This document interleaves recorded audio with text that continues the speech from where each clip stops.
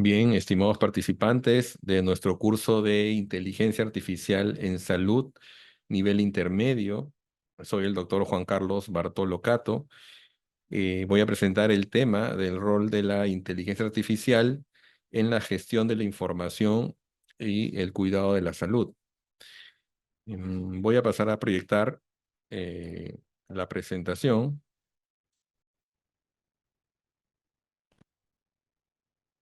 Muy bien.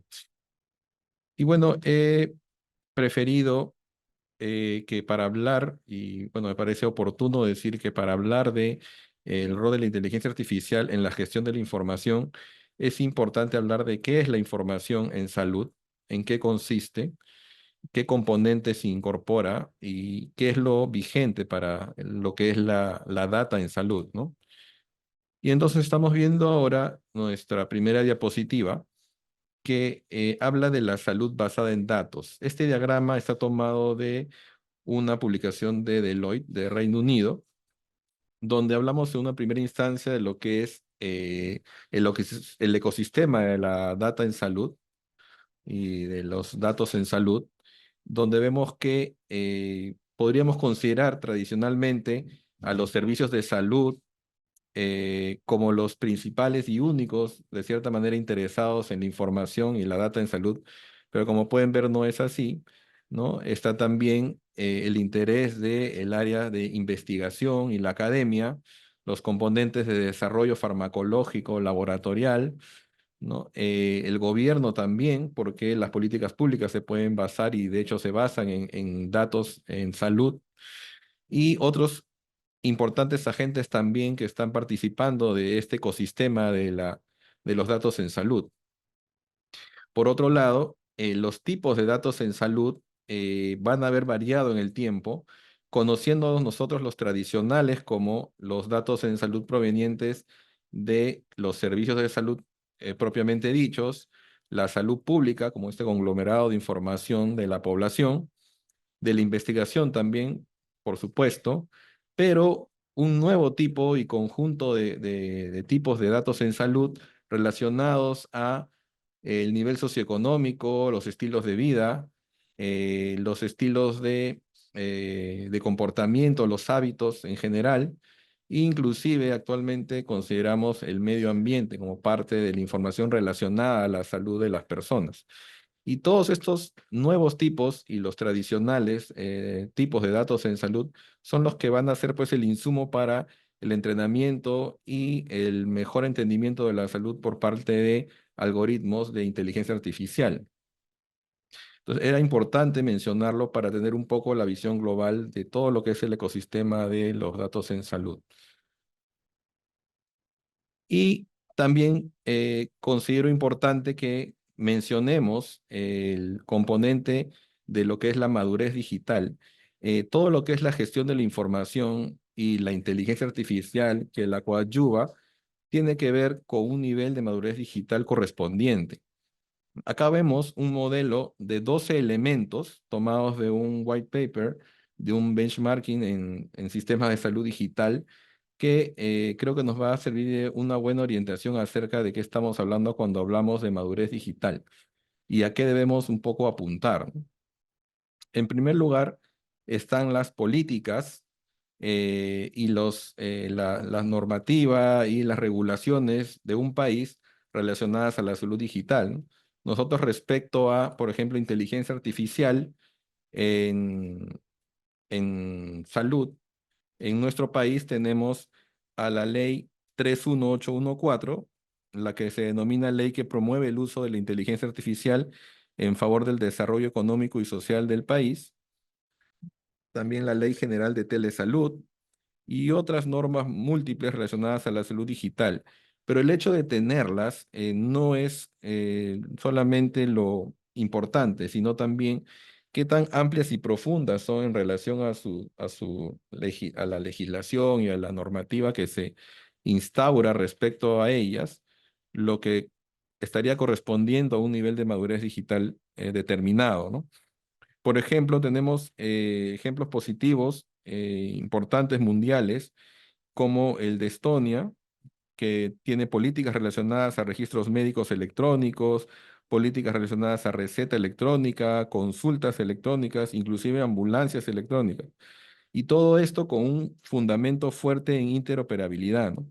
Entonces, este tema de la regulación y las políticas en salud digital van a determinar qué tan ambicioso es un país en lograr su transformación digital y con esto cambiar los paradigmas hacia el uso y la gestión de la información en salud.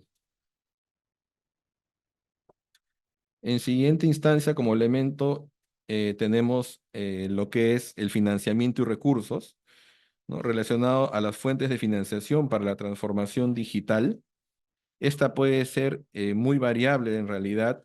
En nuestro país podría venir evidentemente de origen público y de origen también privado. A veces podríamos notar un avance interesante en lo que es la financiación privada respecto al uso de registros digitales, la administración de imágenes médicas digitales, inclusive la aplicación de algunos sistemas basados en inteligencia artificial. Pero no debemos olvidar también otra fuente interesante de datos en salud, que es la seguridad social de nuestro país, es salud, ¿no? Con su registro electrónico nacional, el denominado ESI, y los servicios nacionales de telesalud que se encuentran que se dan a través del Centro Nacional de Telemedicina, el CENATE, ¿no? Todos complementados por esta plataforma digital que se viene desarrollando en el Seguro Social. Entonces, tenemos otros ejemplos más, por supuesto, pero aquí viene lo importante, ¿no? En cuanto a financiamiento y recursos, es importante también que se tengan determinadas metas claras, plazos definidos y exhaustivos, ¿no? Por ejemplo, el ejemplo positivo mundial es Alemania, que tiene un programa de atención sanitaria digital con una inversión de 200 millones de euros anuales, ¿no? O Italia, por ejemplo, también, que tiene un paquete nacional que han denominado de resiliencia post-pandémica, que está evaluado en 20.000 millones de euros, por ejemplo. Es una inversión muy grande con metas claras que determina un nivel de madurez digital muy interesante, ¿no? El siguiente elemento es el de la gobernanza de datos, relacionado pues a la normativa y las regulaciones en relación a la protección de los datos sensibles en salud. En nuestro país pues tenemos la ley 29733, la ley de protección de datos personales. Un ejemplo interesante que creo que muchos conocemos es el de la Unión Europea con su GDPR, ¿no? Su Reglamento General de Protección de Datos. Y aquí también es importante mencionar que no es suficiente el adherirse a una normativa eh, importante de regulación de datos y personales y regulación de datos en general, como para calificar como un nivel de madurez digital importante, sino más bien es importante qué tanto podemos establecer intercambio de datos de forma ordenada y abierta, ¿no? Para poder aprovecharla justamente en beneficio de los propios pacientes, ¿no?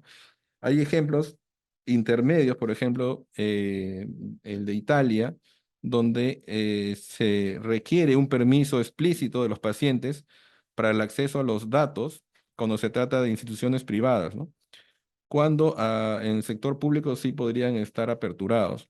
En el caso de Letonia, tenemos que para acceder a los datos en salud, podríamos requerir de la aprobación de un consejo que está formado por varios representantes de organismos gubernamentales. Entonces, estos son ejemplos intermedios del acceso a la información y los datos, pero cuál es el ejemplo que podría indicarnos una madurez digital interesante en la gobernanza de datos? Por ejemplo, en el caso de Sudáfrica, tenemos una evaluación alta porque podríamos tener establecido un intercambio de datos con socios comerciales y académicos ya estructurado y que hace que este país tenga este tipo em, o esta región podría tener este tipo de calificación en cuanto a madurez digital, ¿no? La institucionalidad también es importante Es importante mencionar pues que muchos países, incluyendo el nuestro, podrían crear agencias de gobierno relacionadas directamente a salud digital o en otro caso, adherirse a instituciones preexistentes, ¿no? Sin embargo, podríamos esperar que haya una relación directa entre la configuración institucional y la madurez digital de un país, porque con ello la gestión de la información se fortalece, ¿no? Es importante no solamente contar con una, pocas o muchas instituciones relacionadas a la salud digital, sino lo más importante es tener una clara jerarquía entre las organizaciones, ¿no? Y esto evita los sistemas fraccionados que muchas veces nos perjudican, ¿no? Para la gestión de la información. Por ejemplo, Polonia e Israel tienen instituciones dedicadas a impulsar la agenda de salud digital, ¿no? Con una división determinada para ello.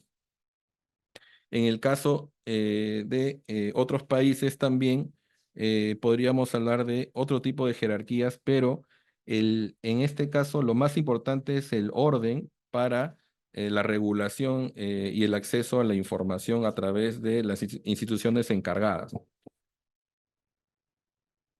El otro elemento a considerar es el de la historia clínica electrónica, ¿no? Hablando así en términos específicos.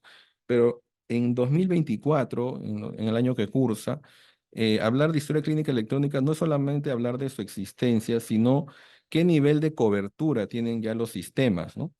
Podemos registrar no solamente la atención médica, sino también hasta qué más podríamos registrar, ¿no? Las inmunizaciones, el historial farmacológico, lo que ya conocemos, las imágenes médicas, la data laboratorial, entre otros de ayuda diagnóstica, ¿no? Y también esa historia clínica, qué rangos de interoperabilidad, de estándares de transmisión y almacenamiento maneja, ¿no? Por ejemplo, en España tenemos registros muy ya de varios años, pero que tienen un formato de texto libre y que, por ejemplo, utilizan procesamiento del lenguaje natural para estructurar esa información y extraerla, ¿no?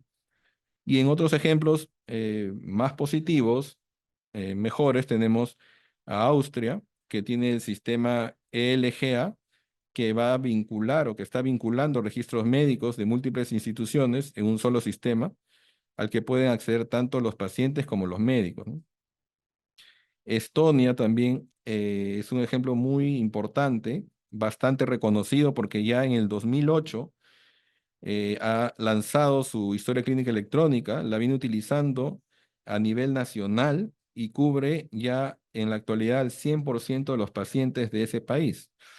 Y a esto Estonia inclusive le ha añadido una capa más interesante de seguridad que es el blockchain, ¿no? Utilizan blockchain para garantizar aún más la seguridad de los datos que se obtienen en la historia clínica electrónica en dicho país, ¿no? Entonces, este es un nivel muy importante, muy interesante de madurez digital y de gestión de la información. El siguiente elemento es el de los estándares de datos, ¿no? No podemos olvidar que el registro implica muchas veces ciertos estándares para poder hacer un intercambio interesante entre instituciones nacionales e inclusive internacionales, ¿no? El uso del CIE 11, por ejemplo, para la codificación de enfermedades, el SNOMED para los procedimientos clínicos estructurados, el HL7 FHIR para la interoperabilidad, el estándar ICON para imágenes médicas, un poco más conocido. Y en general, esto significa no solamente un registro ordenado, explotable, sino también la mejor probabilidad del rastreo de enfermedades, ¿no? Las enfermedades que una vez que aparece un brote podrían propagarse entre países, volverse epidemias, ¿no? Y que determinan también relación con hábitos genéticos, perdón, hábitos culturales, rasgos genéticos y otros determinantes de la salud de la población. Entonces, para este elemento de los estándares de datos, por ejemplo, Francia tiene una base de datos completa de datos de salud vinculados llamada Sistema Nacional de Datos de Salud o SNDS, Y otros ejemplos interesantes son del de Lituania también con estándares propios, pero que más adelante también lo comentaremos. Significa que podríamos llegar a un nivel de madurez poblacional de registro digital a nivel país. Pero ¿qué pasa cuando hablamos de el intercambio multinacional? Ahí es cuando se vuelve aún más complejo el tema de manejar estándares, ¿no? Y el otro componente, el elemento que sigue, también tiene mucho que ver con esto, que es el elemento de la interoperabilidad, ¿no? En muchos casos puede haber una compartición de datos a nivel local, ¿no? Pero no se cuenta necesariamente con la infraestructura necesaria para acceder a los datos a nivel nacional. Y estamos hablando solamente dentro de un país, ¿no? La interoperabilidad requiere muchas capacidades técnicas e incentivo económico para lograrse, ¿no? Estas divisiones que pueden generarse por no contar con interoperabilidad inclusive dentro de un país podrían aún complicarse más para casos de estándares multinacionales, ¿no? Lituania hace un ejemplo interesante o digamos, nos representa un ejemplo interesante porque ellos ya pueden compartir registros médicos electrónicos entre diferentes instituciones de atención médica, ¿no? Y este es digamos, una mira, un destino a seguir en cuanto a lo que es interoperabilidad, que tiene una complejidad también correspondiente, pero es a lo que debemos apuntar. Los omics, ¿no? Los omics que no se comentan mucho tal vez porque son justamente tendencias más recientes, pero tenemos ejemplos interesantes, ¿no? Este registro de las bases de datos de secuenciación genética, que podrían inclusive ampliarse a otros omics como la proteómica, metabolómica y otros más, implican pues el registro y la adquisición, en el caso de los genomics, en lo que es la secuenciación genética completa de una persona, ¿no? El ejemplo más interesante es el de Inglaterra, que tiene un programa llamado Genome UK, ¿no? Que ya está proyectando, después de tener una base de datos de registro adquiridos, está ampliándose a 300.000 pacientes más en los que se determinaría la secuenciación genética completa, ¿no? Además de un programa de detección en recién nacidos. Y Dinamarca también es interesante con metas de 60.000 pacientes para este año 2024, ¿no? Entonces, todo esto es insumo, todo esto es base de información para el manejo personalizado a través de inteligencia artificial en los pacientes, ¿no? Y también es gestión de información en salud. La telesalud, como sabemos, impulsada por la pandemia del COVID-19 tal vez, pero que implica el uso de herramientas digitales, que puede haber crecido mucho en esa temporada, pero que ahora se mantiene como una tendencia en los servicios de salud complementarios o paralelos a los servicios tradicionales presenciales. Tenemos ejemplos como el de Suecia, donde hay una amplia disponibilidad de telesalud en sus regiones. Rusia también tiene una consideración importante con múltiples plataformas públicas y privadas disponibles para los pacientes. Y nuestro país, evidentemente, como un ejemplo interesante, el de CENATE, el Centro Nacional de Telemedicina, de salud con servicios de telesalud regulares que ya tienen millones de atenciones, ¿no? En diferentes servicios, no solamente los de teleconsulta, sino también otros más complementarios, ¿no? Además de la lectura de imágenes a distancia o la teleimagenología. Y todo esto son también pues insumos y componentes de la información en salud y los datos en salud.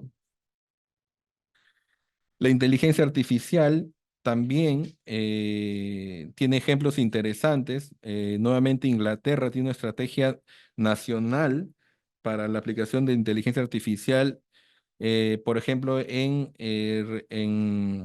digamos, detección de pacientes con mayor riesgo de hospitalizaciones prolongadas. Evidentemente también la lectura y tamizaje por reconocimiento de imágenes médicas y la predicción inclusive de demandas por negligencia también se describe como parte de las aplicaciones de IA más aplicadas en el ejemplo que estamos mencionando, ¿no? Y todos estos casos generan data, generan un rastro, un registro que nos puede servir de insumo más adelante para todo lo que significa la gestión de la información y la aplicación de la inteligencia artificial, ¿no? El uso de la información, nuestro penúltimo elemento, también es interesante porque significa el uso de los datos y aprovecharlos para la gestión de la salud poblacional, ¿no? Y las políticas públicas. Por ejemplo, Suecia está utilizando datos del mundo real para fundamentar decisiones de tratamiento en diversas áreas, ¿no? Incluyendo oncología, diabetes y otros más, como los más potentes.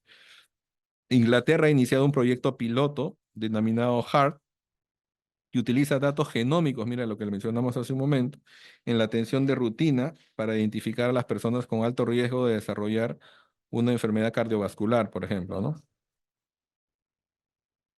Y los estudios virtuales, que es la investigación de tipo virtual, que también implica reclutamiento de pacientes, tanto para el monitoreo como para el seguimiento a través de plataformas digitales, ¿no? Muy bien, entonces luego de esta descripción de estos 12 elementos que conforman, como les mencionaba, lo que podríamos llamar criterios de madurez digital, y esto correlaciona con la gestión de la información en salud, es algo que tenemos que tener en cuenta para lo que significa la aplicación de la IA y los beneficios para los pacientes a futuro, ¿no? Muy bien.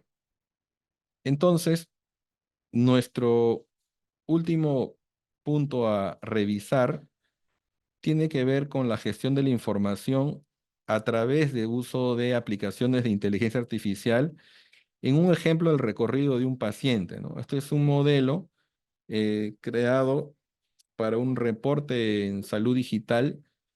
Representa las fases o los puntos en los que un paciente puede ir haciendo transición en cada etapa de un evento clínico, un evento de salud. Vamos a tener componentes que están de color verde, que son de tipo clínico, y los componentes que están de color azul, que son de tipo administrativo, ¿no? El primer tipo que tenemos es el primer punto es el del triaje del paciente, que representa el inicio digamos, de la entrada o del acceso a los servicios de salud por parte de una persona en general, ¿no? Que podría tener algún antecedente interesante o importante de salud, pero que en realidad está iniciando una consulta por una molestia en general, ¿no? Entonces, el paciente cuando ingresa a un servicio de salud puede pasar a través de un triaje digital utilizando inteligencia artificial eh, para su eh, cualificación en cuanto a qué tipo de manejo va a tener, si requiere o no una siguiente consulta, una siguiente fase o solamente es una consulta puntual que no va a requerir eh, mayor atención en lo posterior, ¿no? Entonces, para el caso de un triaje por inteligencia artificial, se cuentan ya con sistemas de diagnóstico diferencial basados en inteligencia artificial y bases de datos en salud que pueden en ese nivel permitir que el paciente tenga este tamizaje asistido por IA. Y esto evidentemente generar también información.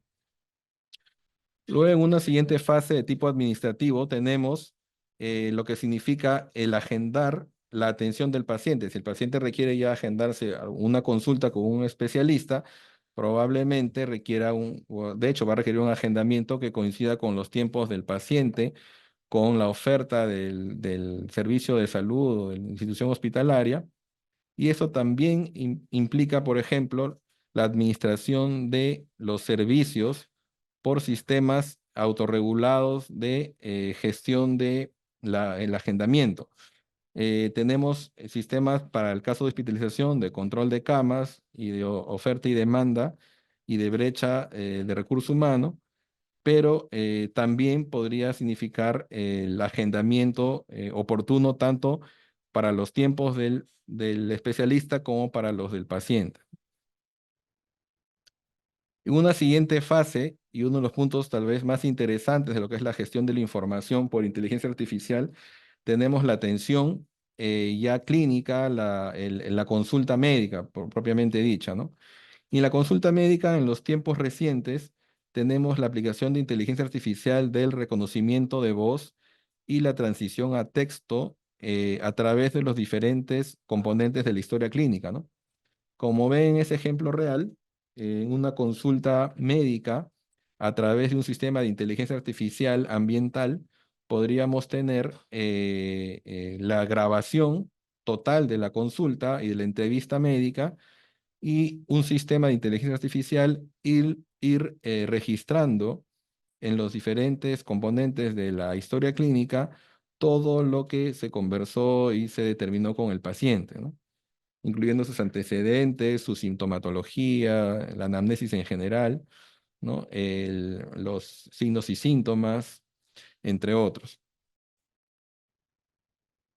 Y por ello les traje esta publicación, es de este año, donde tenemos que el hecho que un sistema de inteligencia artificial registre la data clínica tiene una calidad muy, muy alta en cuanto al registro. Y esto se ha medido ¿con qué? Con un score que se llama el PDQI, que va a medir la calidad de los resúmenes generados y los registros médicos, ¿no? Entonces, este score valida 10 métricas, en este caso para la publicación que estamos viendo. Esas 10 métricas son si es preciso, si el registro es exhaustivo, si es útil, si es organizado, si es comprensible, si es sucinto, si está adecuadamente sintetizado, si hay una consistencia, si está libre de alucinaciones, y alucinaciones nos referimos pues a cuando los sistemas de inteligencia artificial distorsionan la información o lo que registran o lo que responden. Entonces, en este caso debe haber un registro libre de alucinaciones y también libre de prejuicios, ¿no? Donde el sistema no saque conclusiones, sino simplemente registre lo que significó la conversación del médico con el paciente.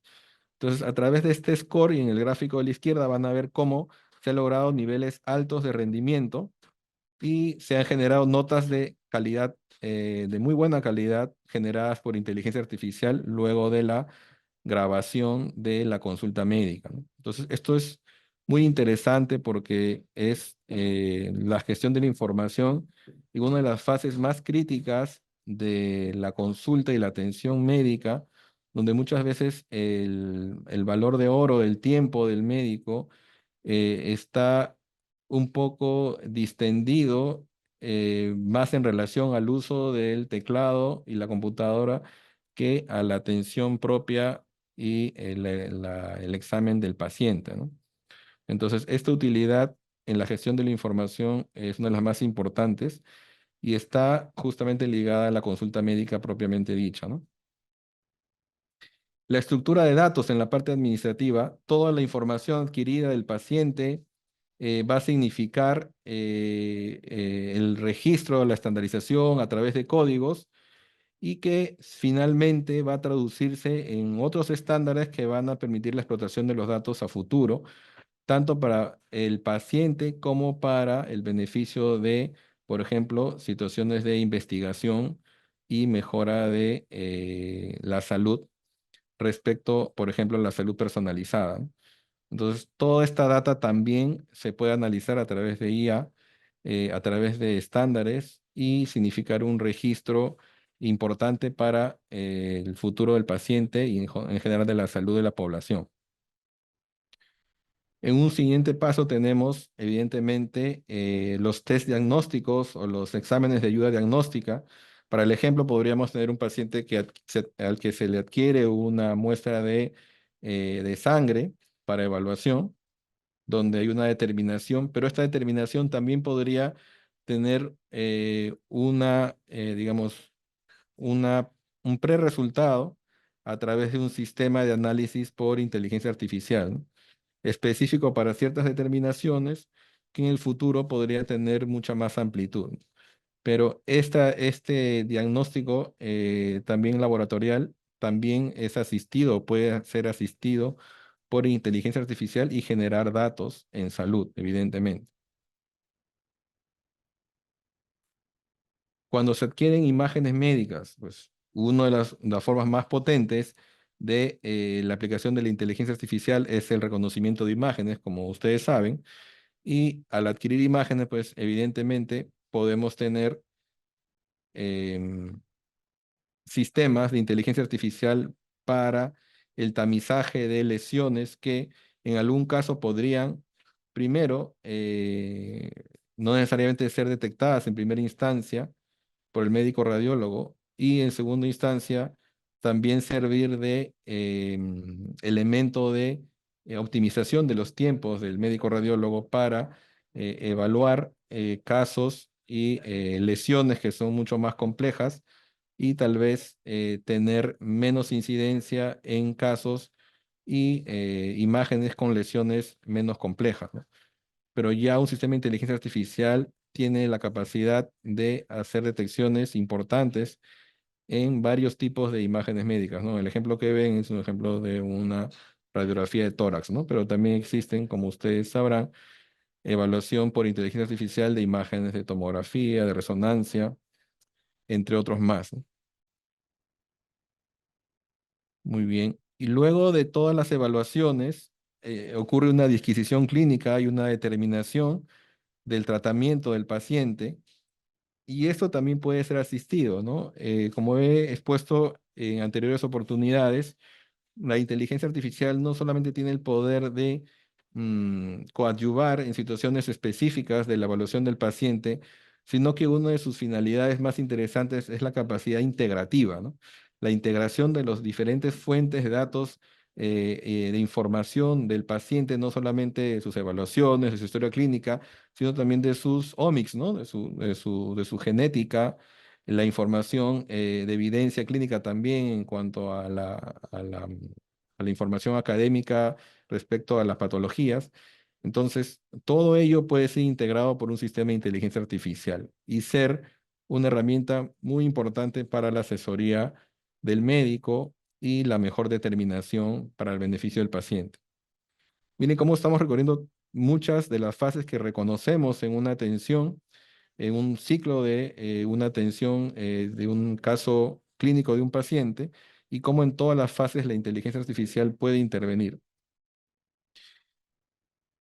Los asistentes virtuales, representados por un momento en el cual el paciente es ya indicativo de una intervención quirúrgica, por ejemplo, pero requiere una preparación para que días después sea intervenido, requiere un seguimiento para estar preparado adecuadamente para esa cirugía y que en muchos casos y en general pues se le da indicaciones al paciente y simplemente va a su domicilio y se controla de acuerdo a las indicaciones y luego llega a la intervención.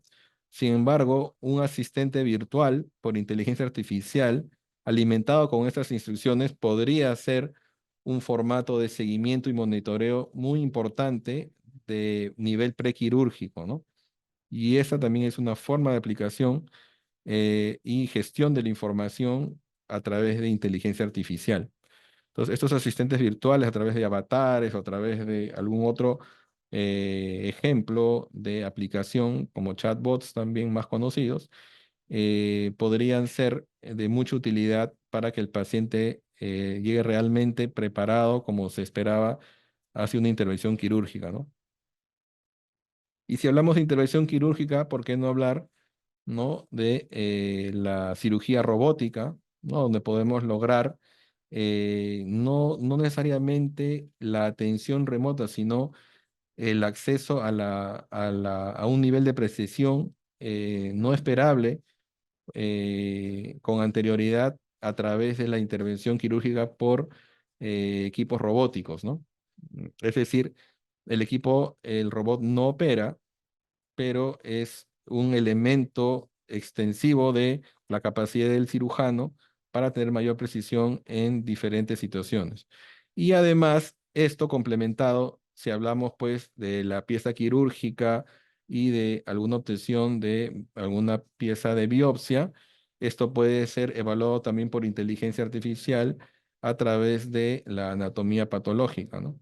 Que también al ser el reconocimiento de imágenes, como ustedes saben, una de las capacidades más potentes de la inteligencia artificial, el utilizarlo en anatomía patológica también es parte de lo considerable en la atención de un paciente, ¿no? Tenemos ahí entonces los dos modelos, tanto de la intervención por cirugía robótica como los de anatomía patológica por inteligencia artificial. Muy bien, ya vamos terminando.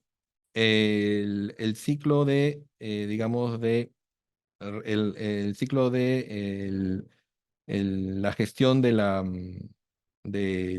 gasto y del consumo del servicio también tiene un impacto en los servicios de salud, ya sean públicos o privados, ¿no?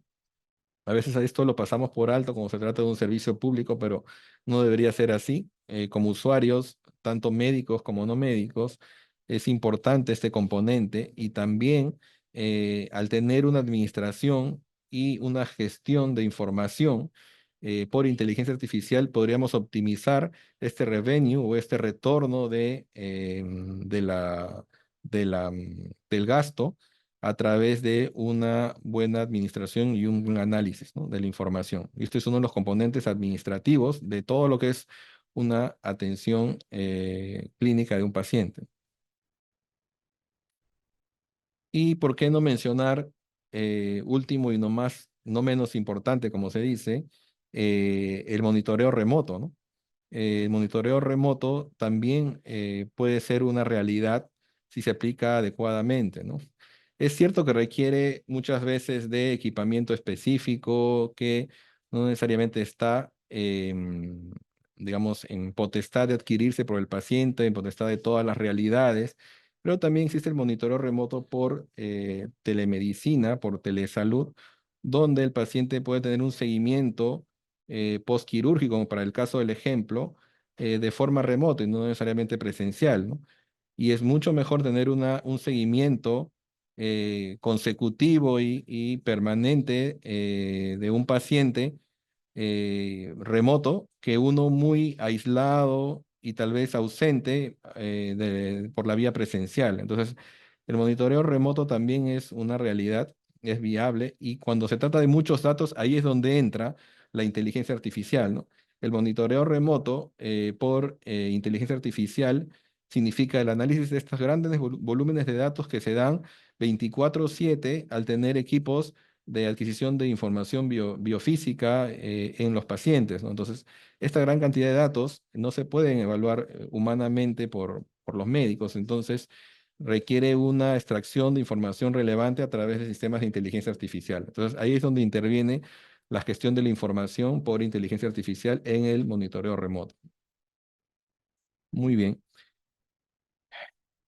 Les muestro ahora un video muy corto que tiene que ver con una muy reciente encuesta realizada en Norteamérica relacionada a qué tanto acepta el público y la población potencialmente paciente el uso de la inteligencia artificial en salud.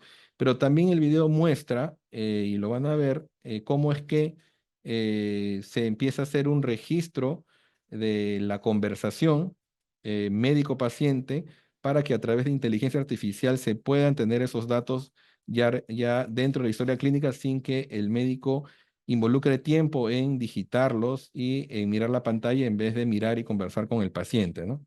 Entonces voy a reproducirlo eh, pero también voy a ponerle lo que es los subtítulos al español porque el video está en inglés. Hi, Chris. How are you? Dr. Harrison Jackson feels more connected with his patients after implementing artificial intelligence into his appointments. Before we begin, I am using a new electronic scribe technology. The computer listens to our conversation and then uses AI to turn the recording into a note, so I don't have to do as much typing. Is that okay with you? The transcription is automatically translated into medical.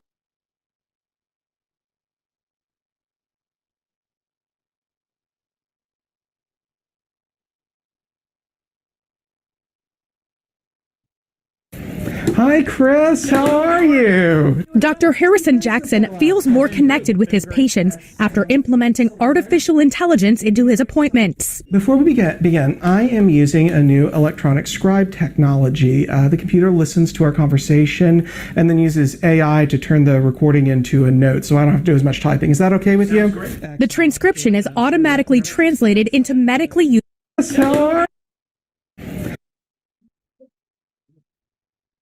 Este es el video que les voy a mostrar. Está con subtítulos en español. Hi, Chris. How are you? Dr. Harrison Jackson feels more connected with his patients after implementing artificial intelligence into his appointments. Before we begin, I am using a new electronic scribe technology. The computer listens to our conversation and then uses AI to turn the recording into a note, so I don't have to do as much typing. Is that okay with you? The transcription is automatically translated into medically useful clinical notes. In a 2-month pilot program of the technology at The Ohio State University, physicians saved an average of 30 minutes of clerical work per day. And I quickly felt like the technology was filling in those roles that didn't require medical decision making, and I was focusing more on the medical decision making. A new national survey by the Ohio State University Wexner Medical Center finds though most Americans see value in AI for healthcare, just over half agree that it's scary, and about 70% have concerns about data privacy. I know patients are concerned about the privacy and the security of their data, but we hold the artificial intelligence and this dictation services to the same standards that we hold our electronic medical record. Start by listening to your heart. Still, 7 in 10 Americans are comfortable with AI taking notes during an appointment or being used to improve the speed and accuracy of a diagnosis. And the vast majority believe AI is important to reduce human error and wait times to see a provider. Even in our short pilot, we've seen improved satisfaction scores from patients, and that their conversation that they had with their physicians were more valuable. We're focused on just one thing, one cancer, one brain, one heart, and now one patient. We're focused on you. At the Ohio State University Wexner Medical Center, I'm Barb Consiglio. All right, no CVA tenderness. No... Muy bien. Entonces, como pueden ver, o como han podido ver, el video muestra la posición de los pacientes, ¿no? Y la población. Podrían tener ciertas preocupaciones respecto a qué es la inteligencia artificial y que podría tornarse como algo que atemoriza. Sin embargo, también es importante que veamos que lo admiten como parte de lo que podría significar una mejora en su atención de salud. Y respecto al componente del lado médico, pues el mayor aprovechamiento del tiempo para evaluar los casos más específicamente en cuanto a la patología y perder menos tiempo en el registro, ¿no? Esto puede proyectarse en algún momento a nuestro país si es que no tenemos esta visión ya oportunamente.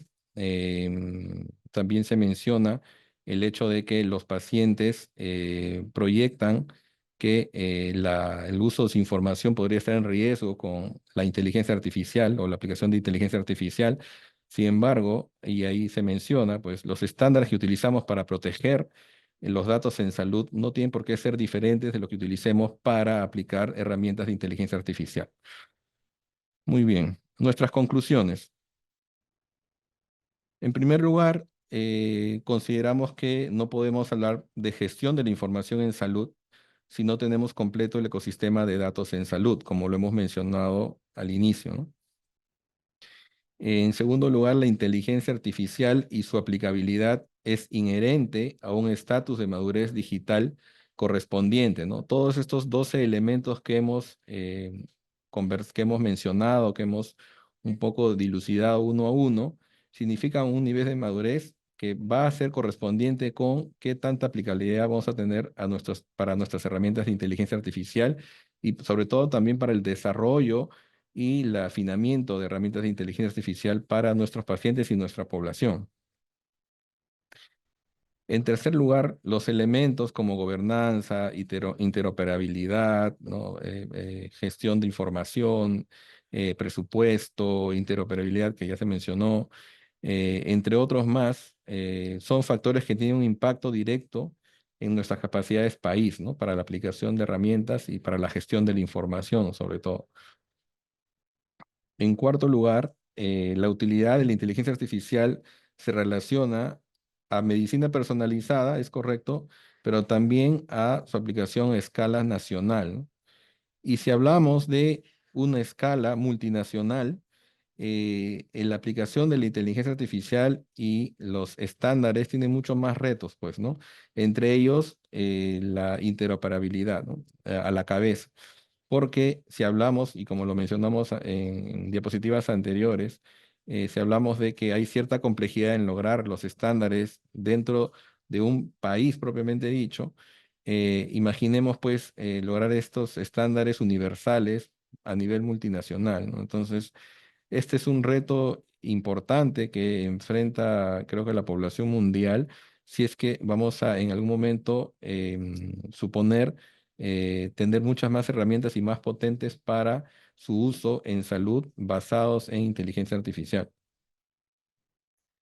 Y por último, la gestión de la información y la inteligencia artificial en este año, en 2024, lo hemos visto en en las diapositivas del recorrido del paciente, pueden estar en todas las fases justamente de esta atención, de una atención modelo clínica de un paciente, ya podrían significar y tener una implicancia interesante, ¿no? Tanto a nivel administrativo como a nivel clínico o de la propia atención médica, ¿no?